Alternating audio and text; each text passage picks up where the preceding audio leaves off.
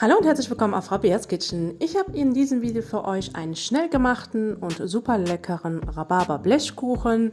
Verfeinert habe ich das Ganze noch mit ein bisschen Streusel. Kommen wir direkt zu der Zubereitung. Als erstes benötigen wir natürlich Rhabarber. Den muss man natürlich erst waschen und den natürlich auch schälen. Einfach mit dem Messer oben anfangen und dann die Schale abziehen.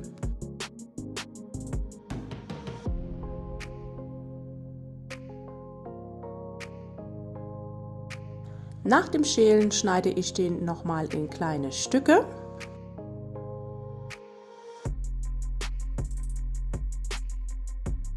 Gebe den Saft einer halben Zitrone dazu und ca. 1 bis 2 Esslöffel Zucker. Das Ganze einmal kurz durchrühren und kurz beiseite stellen. In meiner Rührschüssel habe ich jetzt hier weiche Butter, Vanillezucker und Zucker. Das Ganze wird jetzt einmal ca. 2 Minuten miteinander vermischt.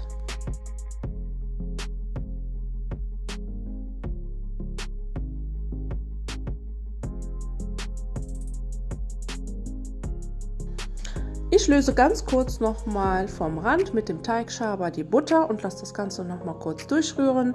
Wenn sich der Zucker mit der Butter verbunden hat, könnt ihr dann langsam die Eier hinzufügen.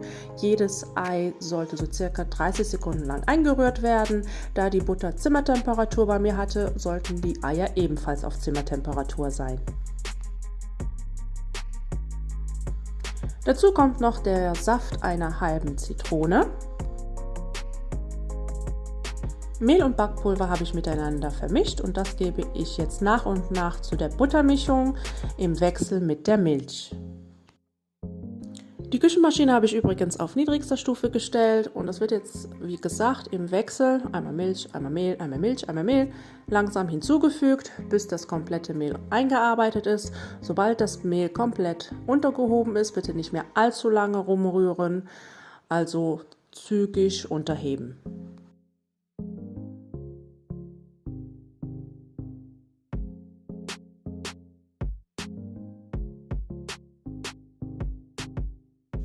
Wer mag, kann an dieser Stelle noch weiße Choco-Chunks hinzufügen. Ich habe sie später hinzugefügt. Der Teig ist jetzt fertig und der kommt jetzt auf ein Backblech, 30 x 40 cm. Das Backblech habe ich mit Backpapier ausgekleidet und da wird jetzt der Teig gleichmäßig drauf verteilt.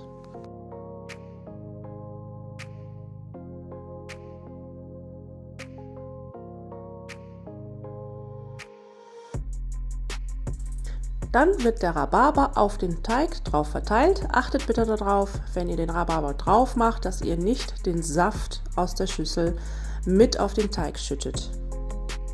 Bevor der Kuchen in den Backofen kommt, machen wir noch die Streusel. Dazu benötigen wir Butter, Mandeln, gemahlene Mandeln, Mehl und Zucker. Das wird jetzt zu Streuseln verarbeitet, einfach mit den Fingern bzw. Fingerspitzen das Ganze zu Streuseln verarbeiten.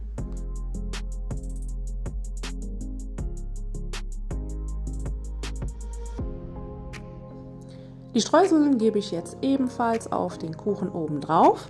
Hier muss ich jetzt nochmal erwähnen, jetzt könnt ihr auch nochmal eventuell, wenn ihr mögt, Schokochunks machen oder Schokotröpfchen, weiße oder dunkle.